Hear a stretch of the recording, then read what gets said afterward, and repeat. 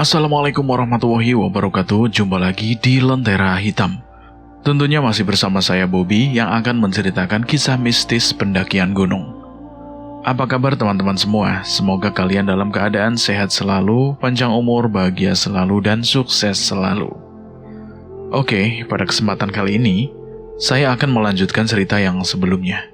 Cerita yang berjudul Mimpi Terakhir di Mahameru.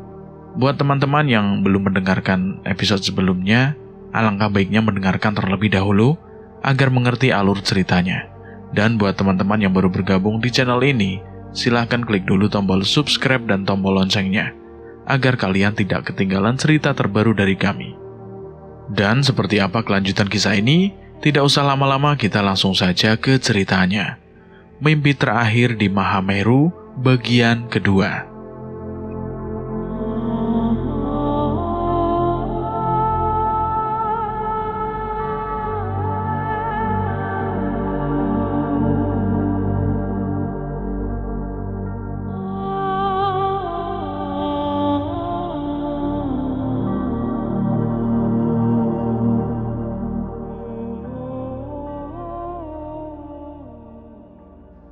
Ayo kita percepat langkah, supaya kita bisa segera sampai.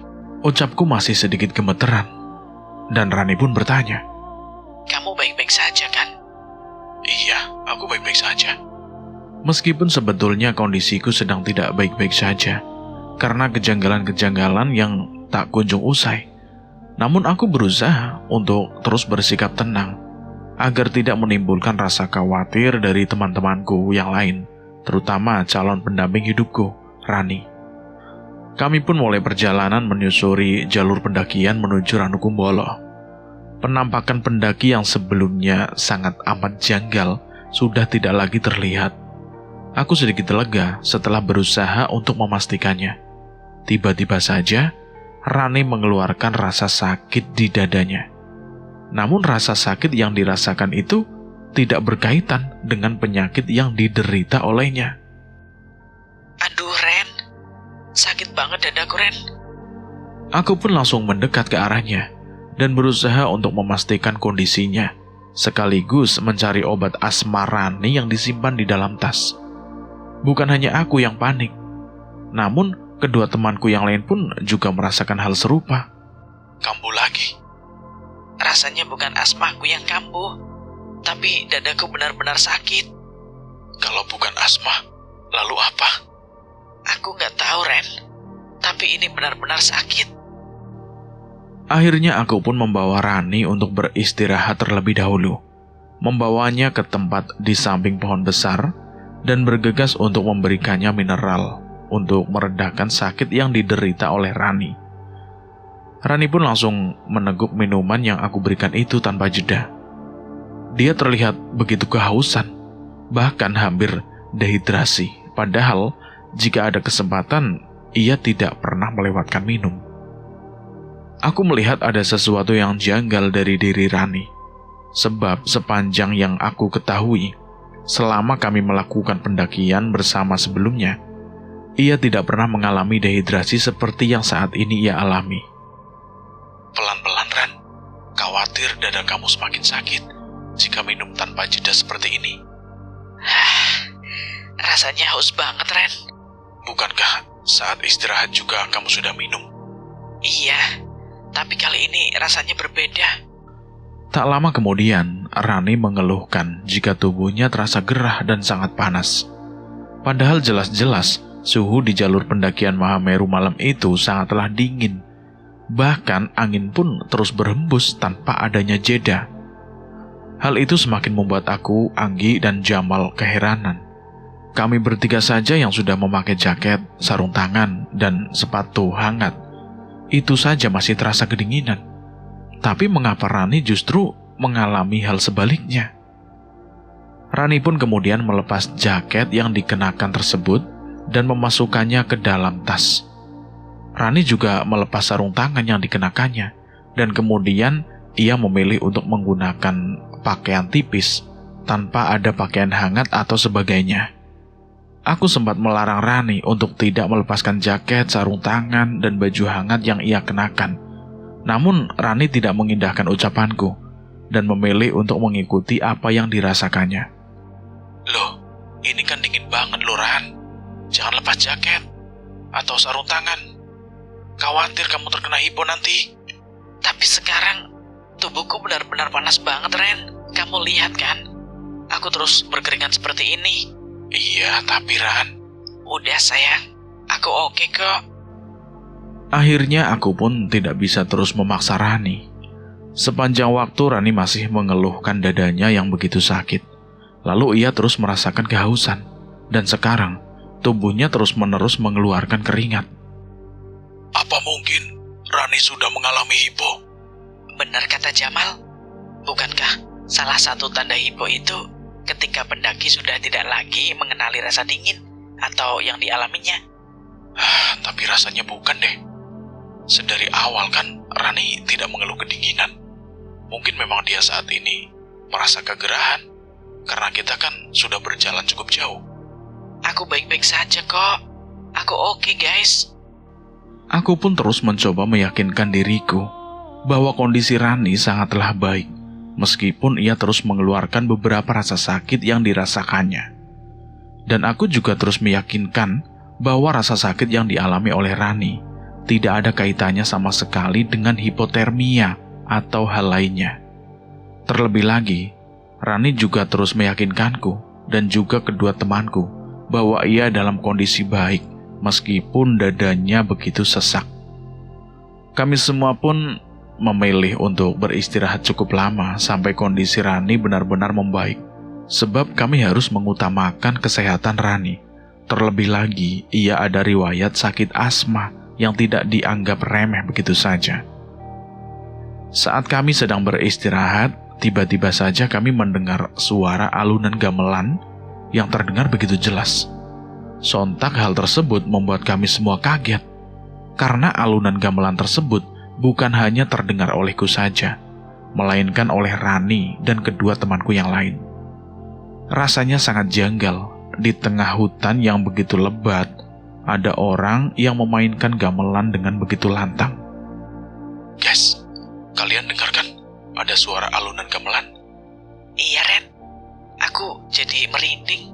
Ucap Anggi yang sedikit merinding. Aku pun kemudian memberanikan diri untuk melihat sumber suara tersebut, sebab suara itu begitu dekat.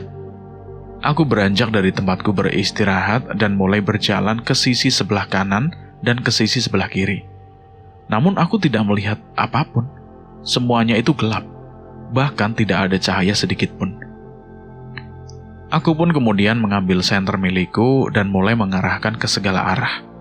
Dan tetap saja, tidak ada tanda-tanda kehidupan ataupun di tempat kami semua beristirahat saat ini. Namun suara gamelan itu masih terus saja terdengar begitu jelas.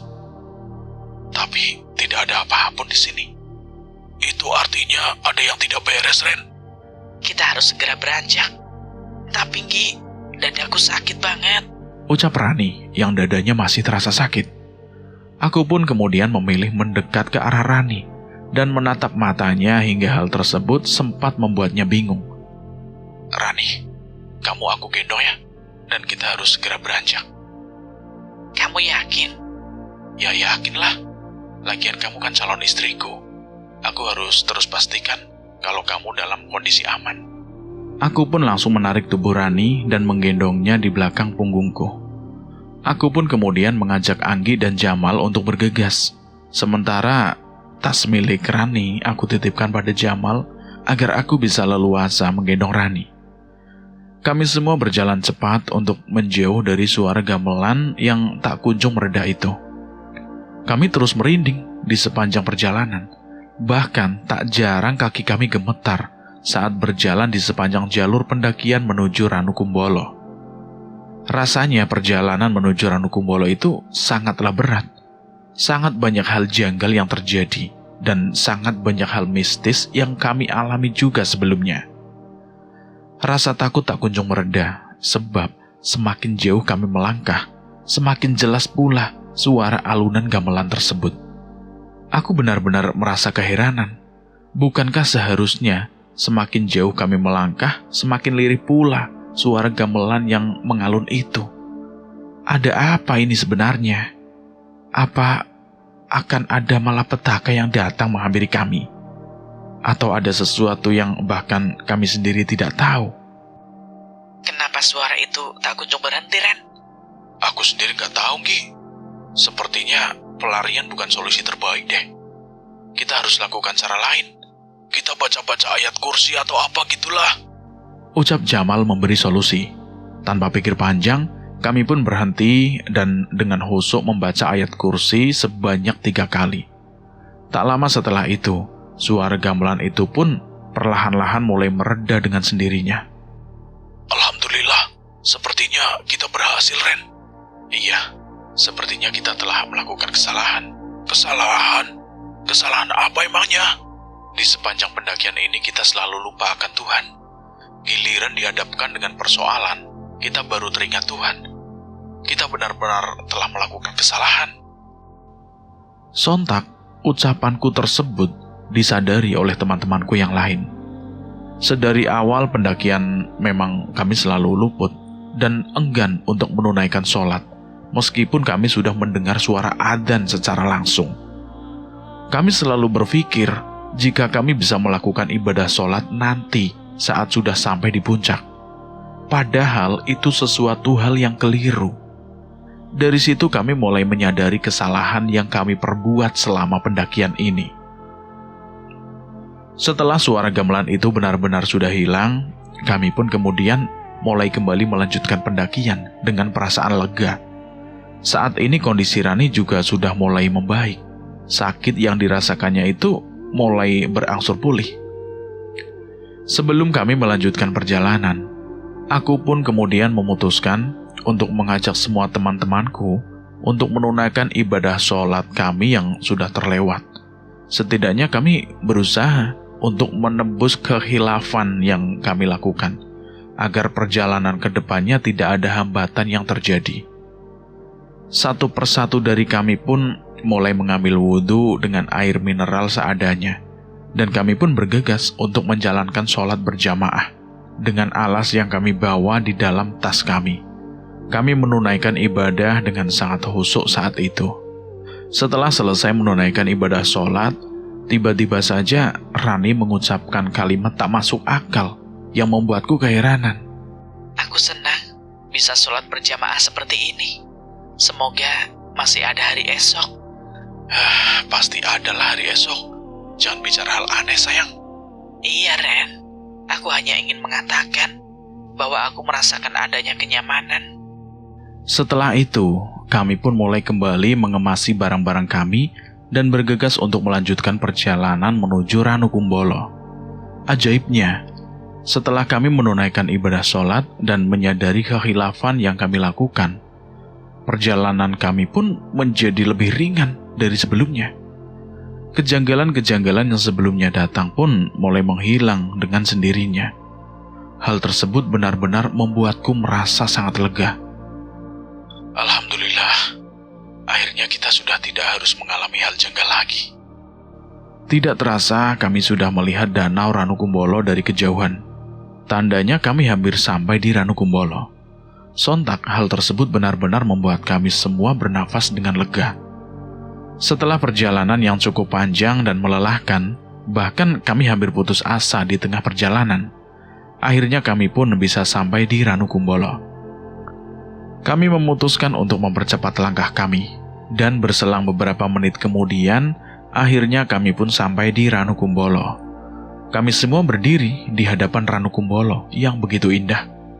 Satu persatu tidak menyangka jika keindahan Ranukumbolo bukan hanya sebatas cerita, melainkan mahakarya yang begitu nyata. Kami semua masih tidak percaya jika kami akhirnya sampai di Ranukumbolo. Kami pun kemudian bergegas untuk mendirikan tenda setelah selesai menikmati keindahan Ranukumbolo di hadapan kami.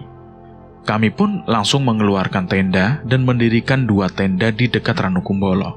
1 tenda untuk laki-laki, yang satunya lagi untuk perempuan. Ranukumbolo berada pada ketinggian 2.400 meter di atas permukaan laut, dengan luas 14 ha. Malam ini akan menjadi malam yang begitu indah, dan tentunya tidak akan kami semua lupakan. Kami pun memilih untuk menghabiskan malam dengan membuat api unggun dan membakar beberapa jagung di atasnya. Kami saling melempar candaan satu sama lain. Tidak ada hal janggal apapun saat kami menghabiskan malam bersama di depan Danau Ranukumbolo yang terlihat begitu tenang. Tiba-tiba saja Jamal melihat sesuatu hal yang aneh. Ia pun kemudian memberitahukan kejanggalan yang ia lihat kepada kami semua.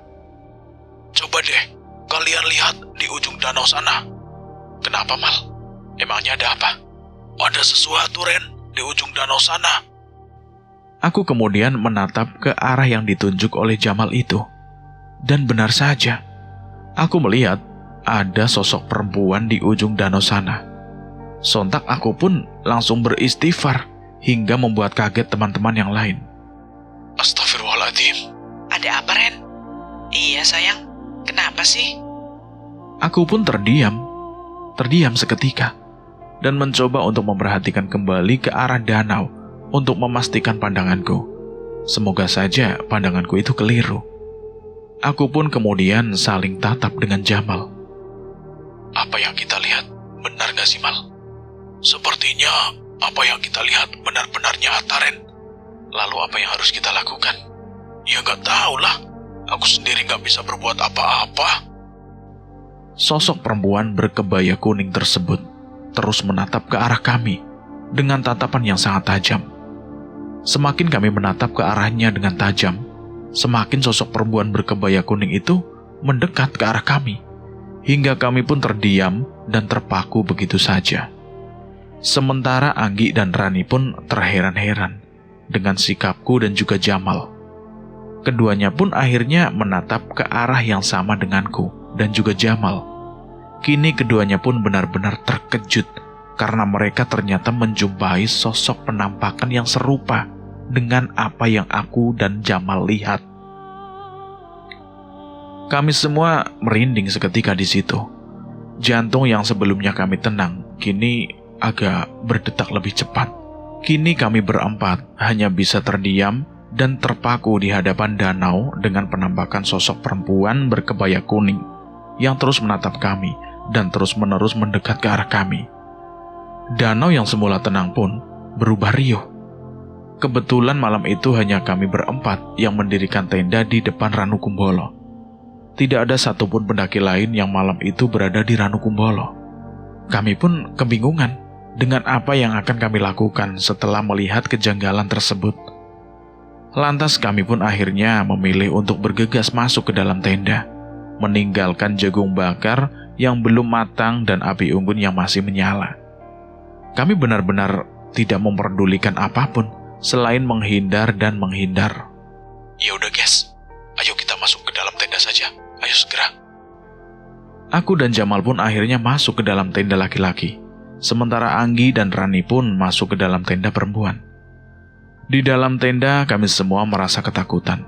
Bahkan kami pun tidak sanggup untuk memejamkan mata saat itu juga. Akhirnya kami memilih untuk terjaga di tengah rasa takut. Tepat jam 12 malam, tiba-tiba saja ada bayangan yang berjalan mengitari tenda kami.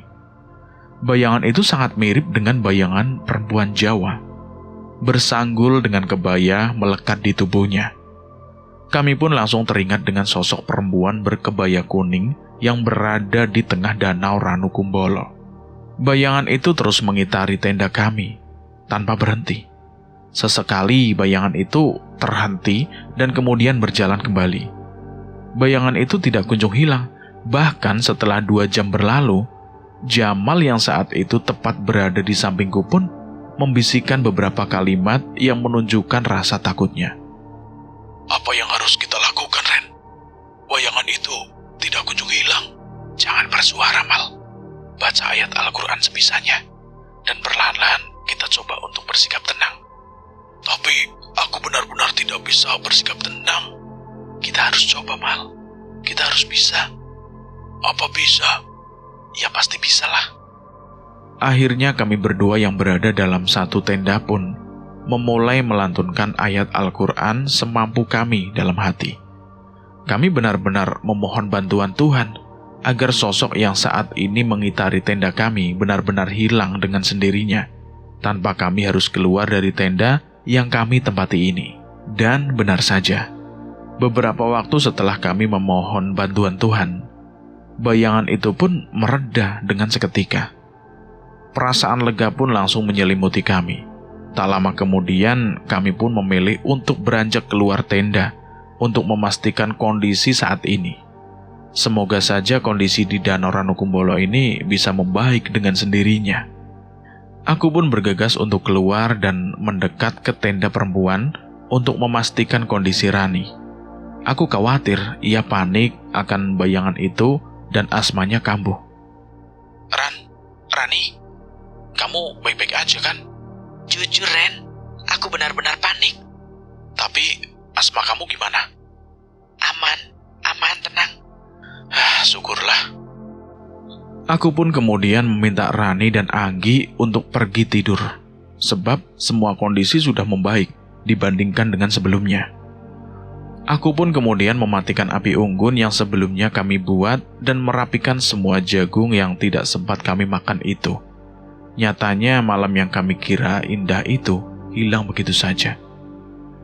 Aku kembali ke tenda dan menemui Jamal yang masih sedikit ketakutan. Aku pun kemudian menjelaskan bahwa kondisi saat ini sudah aman. Udah, kamu jangan lagi khawatir.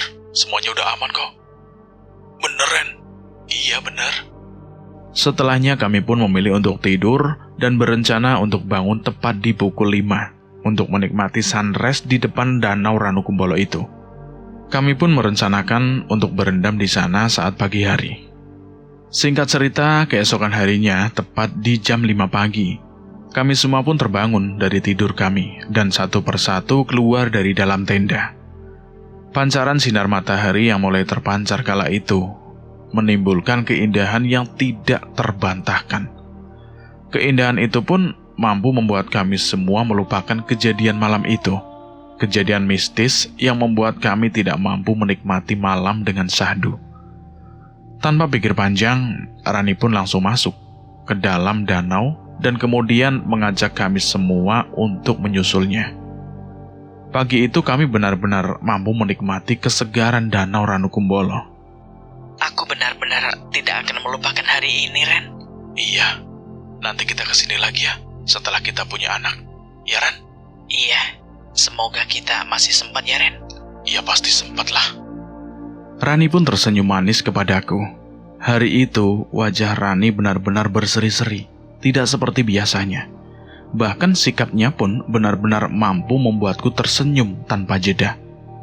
Aku tidak pernah melihat Rani sebahagia sekarang. Aku benar-benar bahagia, karena aku ternyata mampu mewujudkan impiannya untuk sampai di Mahameru, tepat sebelum kami melangsungkan pernikahan. Anggi dan Jamal pun terlihat sangat menikmati momen kami berendam di Danau Ranukumbolo itu. Tak ada gambaran kekecewaan yang terlihat dari raut wajah teman-temanku. Hanya raut wajah kebahagiaan yang tergambar dari wajah semua teman-teman. Setelah puas berendam, kami pun akhirnya menepi, sembari tetap menikmati keindahan Danau Ranukumbolo. Rasanya aku tidak ingin pulang. Lah, kenapa, Ran? Aku nyaman di sini. Jangan bilang gitu. Khawatir diijabahkan loh. Aku nggak masalah kok kalau diijabah, karena aku benar-benar merasa nyaman di sini. Kalau di sini terus nggak bakal nikah dong. Tetap nikah dong, iya kan, Ren? Pasti dong. Kalau aku nggak punya kamu, pasti hidupku akan terasa hampa, Ren. Aku pun demikian, Ran. Makanya kamu harus terus berada di sampingku. Semoga saja ya, Ren. Rani memang terlihat sangat nyaman berada di Ranukumbolo. Ia bahkan tidak memalingkan pandangannya sedikit pun. Ia terus menatap ke arah Danau Ranukumbolo itu tanpa adanya jeda. Aku pun merasa sangat lega karena ternyata Rani benar-benar bahagia berada di Ranukumbolo. Setelahnya Rani pun tiba-tiba saja melontarkan beberapa pertanyaan ngelantur dan tidak masuk akal. Aku pun kemudian berusaha untuk menahan ucapannya tersebut, sebab pertanyaan yang diucapkannya terkesan tidak masuk akal. Lantas aku pun memilih untuk mengalihkan perbincangan kami ke hal yang lain. Nanti jam 8 kita lanjut ke puncak.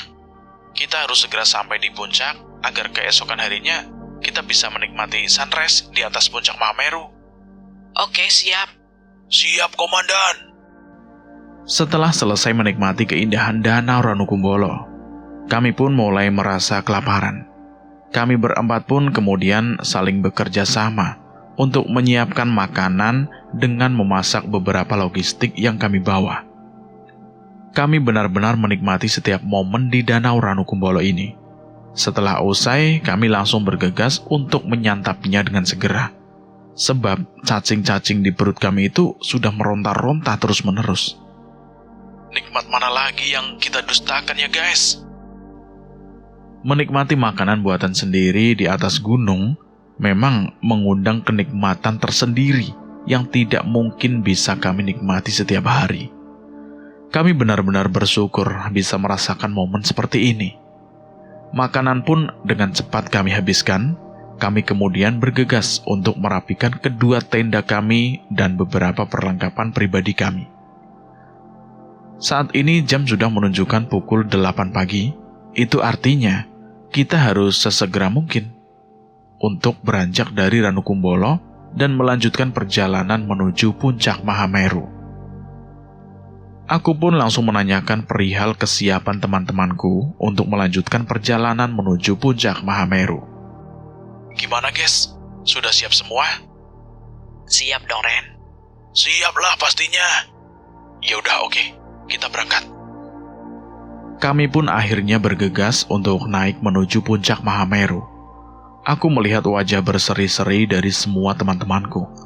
Aku berharap tidak ada lagi kejanggalan yang terjadi selama perjalanan kami menuju puncak Mahameru ini. Perjalanan kami masih sangat panjang dan tentunya sangat melelahkan. Beruntung, matahari ketika itu tidak begitu terik, sehingga kami tidak merasa kepanasan di sepanjang perjalanan kami menuju puncak Mahameru. Masih jauh, Karen? Masih lah sayang. Kamu capek? Gendong aja ya. Wah, enak banget nih. Yang punya calon suami mau digendong-gendong segala. Kamu Gi, makanya cari dong. Kami semua pun tertawa lepas setelahnya. Kami kemudian mulai melanjutkan perjalanan kembali. Tujuan kami adalah puncak Mahameru. Namun kami juga berencana untuk kembali membangun tenda dan bermalam di Kalimati. Sebab perjalanan menuju puncak masih sangat jauh untuk ditempuh. Meski demikian, kami berempat benar-benar mampu menikmati setiap perjalanan yang kami tempuh menuju puncak Mahameru. Karena kami berjalan di siang hari, tidak ada kejanggalan apapun selama perjalanan ini. Nanti kita bermalam di Kalimati ya. Atur saja Ren, terserah kamu yang lebih tahu. Benar apa kata Jamal. Pokoknya kami ikut kemana langkah kakimu pergi. Oke, siap. Kami pun sengaja mempercepat langkah agar kami bisa sesegera mungkin sampai di tempat yang akan kami tuju.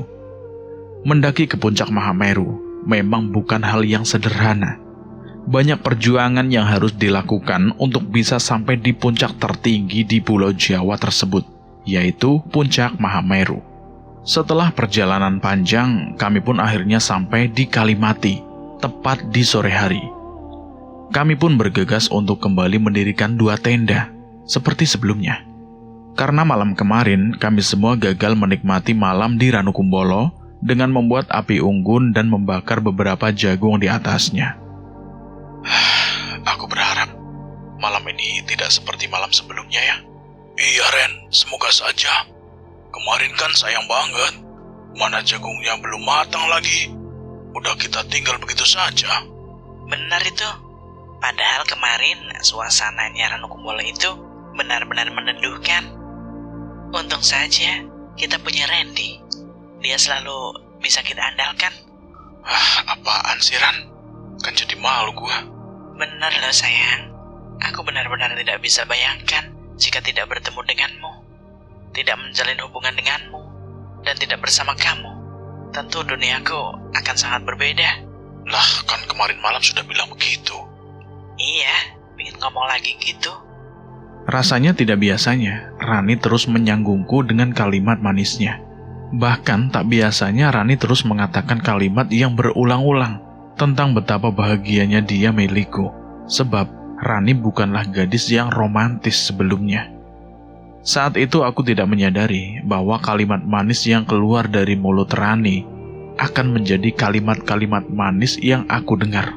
Sebab setelah semua itu, Rani nyatanya mengalami hal pelik di Mahameru yang benar-benar membuatku terpukul bahkan hingga sekarang ini. Hari pun semakin larut, Anggi dan Jamal memilih untuk tidur terlebih dahulu. Sementara itu, Rani dan Randy memilih untuk menghabiskan malam berdua di depan tenda, tepat di antara Kalimati Mahameru. Ren, terima kasih banyak ya. Terima kasih. Untuk apa? Karena kamu berhasil mewujudkan impianku untuk datang dan singgah ke Mahameru. Aku benar-benar bahagia, Ren. Iya sayang, kamu kan calon istriku. Sudah sepatutnya lah aku mewujudkan apa yang menjadi impian kamu. Kalau kamu nanti nggak bareng aku lagi, apa yang bakal kamu lakukan? Pertanyaan Rani benar-benar aneh. Kurasa sedari hari lalu Rani terus melemparkan pertanyaan yang menurutku bukan Rani banget. Ada apa dengan Rani sebenarnya? Pikirku dalam hati. Namun aku tidak ingin mewujudkan rasa curiga terhadapnya. Aku akan ikut kemanapun kamu pergi. Jadi kita bakal bareng terus. Aku serius, Ren. Iya, aku juga serius loh. Kamu. Memangnya kamu mau kemana? Kok tanya gitu? Rani pun tidak bisa menjawab pertanyaanku. Akhirnya aku pun kemudian meminta Rani untuk masuk ke tenda untuk beristirahat.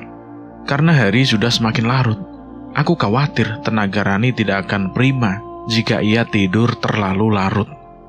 Aku pun kemudian beranjak untuk pergi ke tendaku dan tidur.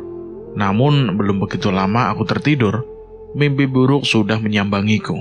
Di dalam mimpiku itu, aku merasa bahwa aku tidak bisa tidur ketika itu. Aku pun kemudian memutuskan untuk menyeruput secangkir kopi dan menyalakan satu putung rokok seorang diri tidak jauh dari tenda.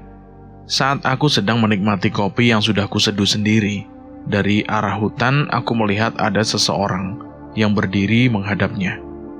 Karena terhalang oleh gelap, aku pun tidak bisa melihat sosok yang terus menatapku itu. Akhirnya aku memutuskan untuk mengambil senter dan menyenteri orang yang aku lihat ketika itu. Dan betapa kagetnya aku ketika aku melihat sosok itu ternyata adalah Rani. Rani terlihat berjalan ke arah hutan dan masuk ke dalamnya. Sontak aku pun langsung mengejar Rani saat itu juga, karena aku khawatir akan terjadi sesuatu pada Rani. Semakin dalam aku masuk ke dalam hutan, semakin banyak pula sepasang mata yang memandang ke arahku. Tak terasa rasa takut pun sudah menyelimuti diriku. Namun aku bertekad untuk terus mengejar Rani sampai ke ujung hutan sekalipun. Aku tidak ingin kehilangan jejak Rani. Namun tidak aku pungkiri bahwa rasa takut dalam diriku itu benar-benar nyata. Semakin besar rasa takutku, semakin banyak pula penampakan-penampakan menyeramkan muncul di hadapanku. Aku melihat kuntilanak terbang dari satu pohon ke pohon lainnya. Aku pun melihat penampakan pocong yang keluar dari kegelapan hutan. Hingga puncaknya adalah ketika aku melihat penampakan makhluk hitam besar yang seketika saja membuatku berlari terbirit-birit. Hingga aku pun kehilangan jejak Rani. Aku pun kemudian memilih untuk berlari hingga sampai di ujung hutan. Di sana aku melihat Rani sedang berdiri tepat di samping jurang. Melihat hal itu, aku pun langsung berlari untuk mengejar Rani. Ketika beberapa langkah lagi aku akan sampai di tempat Rani berdiri, tiba-tiba saja Rani melompat hingga terjatuh ke dalam jurang yang terlihat begitu curam. Sesaat itu juga, aku pun terbangun sembari berteriak memanggil nama Rani. Nafasku tersengal-sengal ketika itu. Keringat pun bercucuran tidak terbendung. Aku pun langsung keluar dan bergegas pergi menuju tenda perempuan untuk memastikan kondisi Rani. sebab mimpi yang aku alami itu benar-benar seperti kenyataan. Di tenda perempuan, ternyata Rani dan Anggi masih terlelap. Tidak terjadi apa-apa pada diri Rani. Aku pun merasa sangat lega. Aku kemudian memilih untuk kembali keluar dari tenda perempuan itu dan duduk di dekat tenda perempuan sembari menenangkan diri. Aku benar-benar tidak menyangka jika mimpi buruk akan menyambangi tidur malamku itu. Bahkan, mimpiku itu seolah-olah nyata. Kini jam pun sudah menunjukkan pukul 4 pagi. Seperti kesepakatan kami sebelumnya, kami berencana untuk summit ketika jam sudah menunjukkan pukul 4 pagi. Aku pun akhirnya memilih untuk membangunkan semua teman-temanku agar mereka semua bisa bersiap-siap sebelum melanjutkan perjalanan menuju puncak Mahameru untuk menikmati summit pagi ini. Seperti hari sebelumnya, kami pun mengisi perut terlebih dahulu sebelum summit di puncak Mahameru. Semua perlengkapan seperti carrier dan sebagainya kami tinggal di dalam tenda agar kami bisa lebih leluasa saat menikmati summit di puncak Mahameru. Sebetulnya ada sedikit rasa khawatir di dalam diriku terkait keselamatan Rani, terlebih lagi setelah aku mengalami mimpi buruk semalam, di mana aku melihat Rani terjatuh ke dalam jurang yang begitu curam. Mimpi yang benar-benar membuatku tidak mampu lagi untuk berkata-kata. Mimpi yang hampir membuatku gila karena rasa khawatir. Bagaimana tidak? Aku melihat dengan mata kepalaku sendiri bagaimana tubuh lemas Rani masuk ke dalam jurang dan tewas seketika. Aku tidak bisa bayangkan jika itu benar-benar nyata.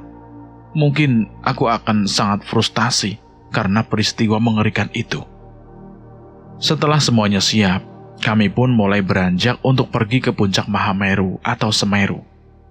Di sini aku tidak sadar kalau ternyata asma Rani kambuh. Rani bahkan tidak mengucapkan apapun. Bahkan senyuman pun masih tergambar begitu jelas dari bibirnya. Seolah-olah ia ingin menunjukkan bahwa semuanya baik-baik saja dan tidak ada yang perlu dikhawatirkan. Tepat pukul 6 pagi, kami sudah sampai di puncak Semeru.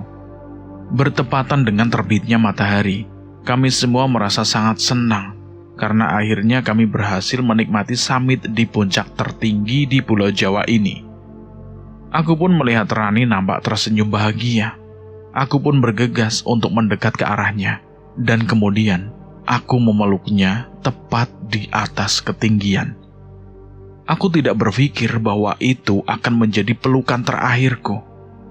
Setelah beberapa saat, aku pun terheran-heran karena Rani tidak kunjung melepaskan pelukanku. Dan setelah aku mulai sadar, aku mulai merasa bahwa tubuh Rani benar-benar terkulai sangat lemah. Rani, kamu kenapa, Ran? Aku terus bertanya kepada Rani terus-menerus. Namun Rani tak kunjung menjawab ucapanku. Hingga hal tersebut pun membuatku benar-benar khawatir dan ketakutan. Aku kemudian memanggil Jamal dan Anggi untuk mendekat ke arahku, untuk memastikan apakah Rani masih dalam kondisi sadar atau justru sebaliknya. Rani masih sadar kan, Mal? Ia masih membuka matanya kan? Aku panik. Jamal dan Anggi pun langsung memastikan. Namun seketika, keduanya pun terkaget-kaget karena ternyata mata Rani sudah tertutup. Wajahnya benar-benar pucat pasi, bahkan bibirnya pun sudah mulai membiru. Randy, lepaskan pelukan Rani dan lakukan pertolongan pertama, ucap Jamal yang juga panik. Aku pun sesegera mungkin menopang tubuh Rani yang sudah sangat lemah, dan sesegera mungkin aku baringkan di atas tanah, tepat di puncak Mahameru.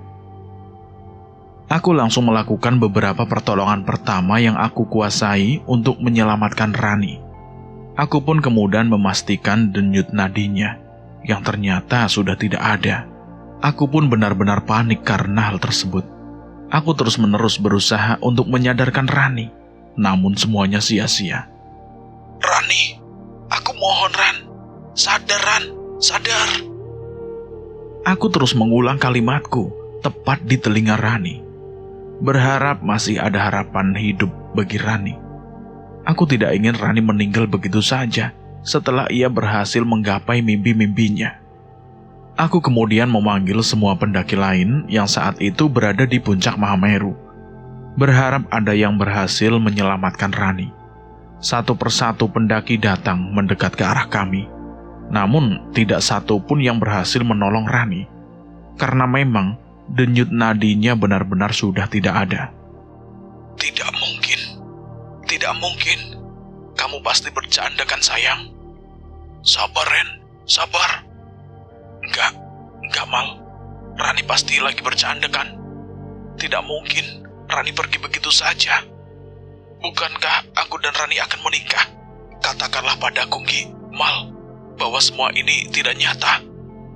Ren, sadar, istighfar.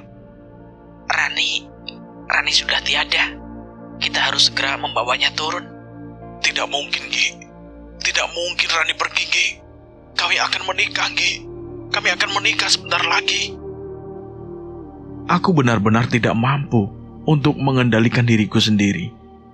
Aku sangat terpukul setelah mengetahui bahwa Rani benar-benar sudah tidak ada. Itu artinya, mimpi burukku semalam benar-benar nyata. Tidak mungkin Rani tewas begitu saja. Sedangkan sebelumnya, bahwa ia masih tersenyum manis kepadaku. Aku terus-menerus menggoyangkan tubuh Rani, berharap ia akan menjawab ucapanku. Namun ternyata, semua ini benar-benar sia-sia. Rani bahkan tidak bergeming sedikit pun. Rani benar-benar tiada. Aku benar-benar tidak menyangka dengan apa yang terjadi. Aku kemudian berusaha untuk memastikan kondisi Rani lagi, berharap nadinya kembali berdenyut. Benar saja, saat aku memastikan lagi, nadinya kembali. Namun Rani masih tidak sadarkan diri. Cepat Mal, cepat. Bantu aku bawa Rani turun. Kita harus segera ke rumah sakit. Nadi Rani masih ada. Aku pun kemudian membawa Rani untuk turun ke bawah dengan bantuan beberapa pendaki lain yang saat itu berada di puncak Mahameru.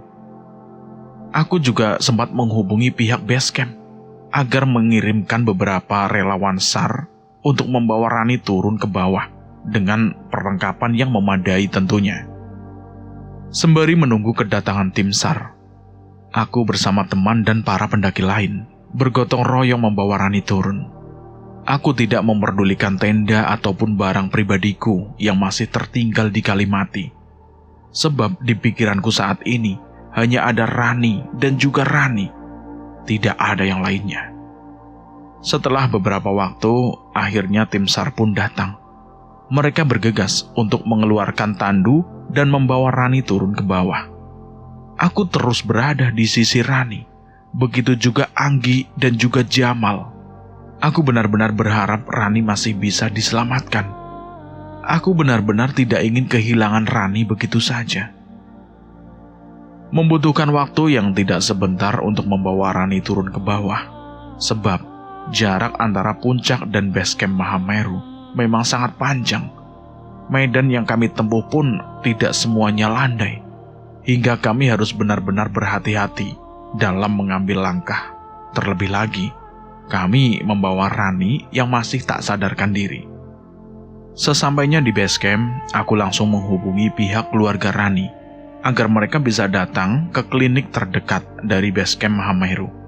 Sebab Rani harus sesegera mungkin diselamatkan. Betapa kaget dan terpuruknya bapak dan ibu Rani setelah mendengar kabar bahwa Rani tidak sadarkan diri dan saat ini sedang dirawat secara intensif di rumah sakit. Bahkan di dalam telepon, ibunya Rani sempat melontarkan kemarahan padaku.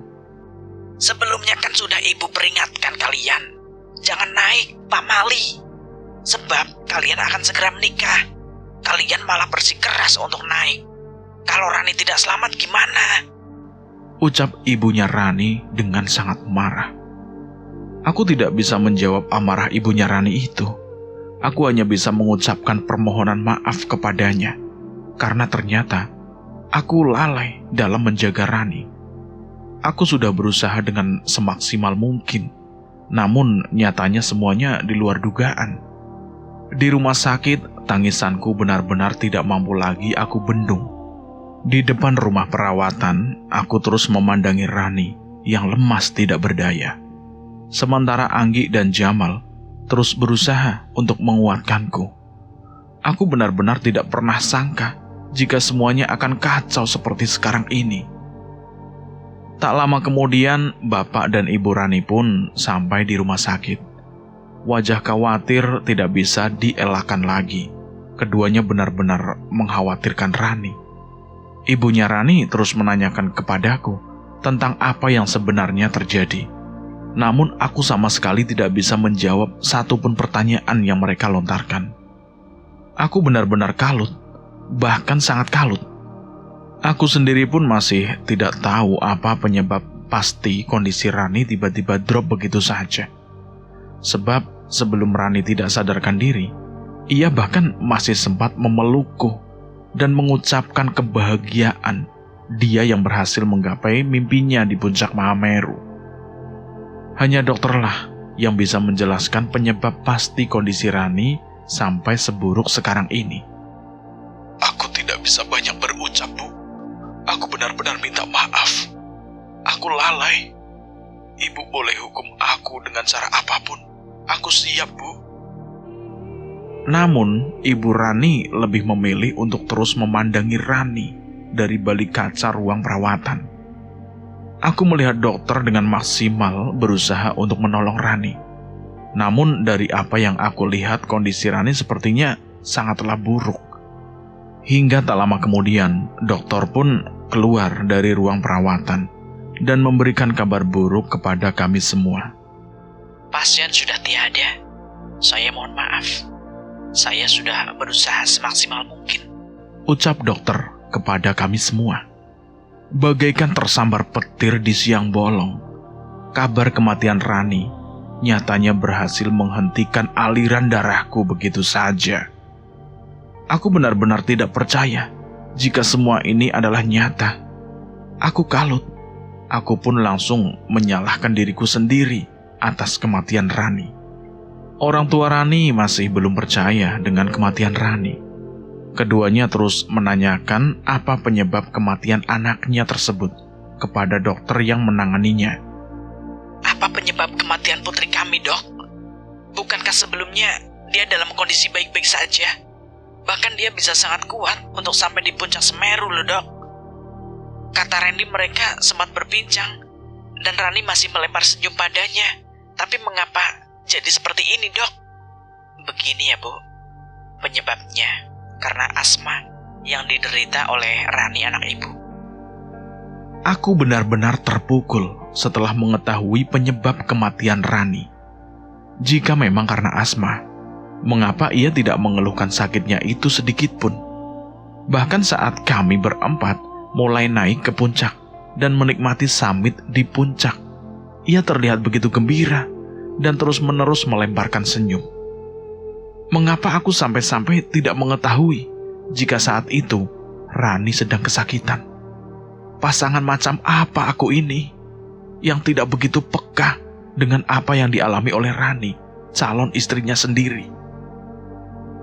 Kedua orang tua Rani benar-benar mengutukku. Sedari awal mereka sudah mengkhawatirkan penyakit Rani tersebut. Bahkan mereka terus memastikannya secara berulang-ulang. Mereka pun sempat memastikannya kepadaku sebagai tunangan Rani. Nyatanya, kekhawatiran orang tua memang tidak bisa disepelekan begitu saja. Nasihat orang tua tidak sepatutnya disepelekan begitu saja. Sebab sejatinya orang tua selalu menginginkan yang terbaik untuk anaknya. Terlebih lagi, Rani adalah anak semata wayang di keluarga mereka. Lantas aku pun bergegas untuk mendekat ke arah Rani. Tubuhnya benar-benar sudah begitu kaku dan bahkan sudah mulai membiru. Aku pun kemudian memeluk tubuh Rani dengan terus menyebut namanya dan memintanya untuk sadar. Namun permintaanku tidak akan mungkin bisa menjadi kenyataan. Rani benar-benar telah tiada. Rani, 2 bulan lagi kita akan menikah loh.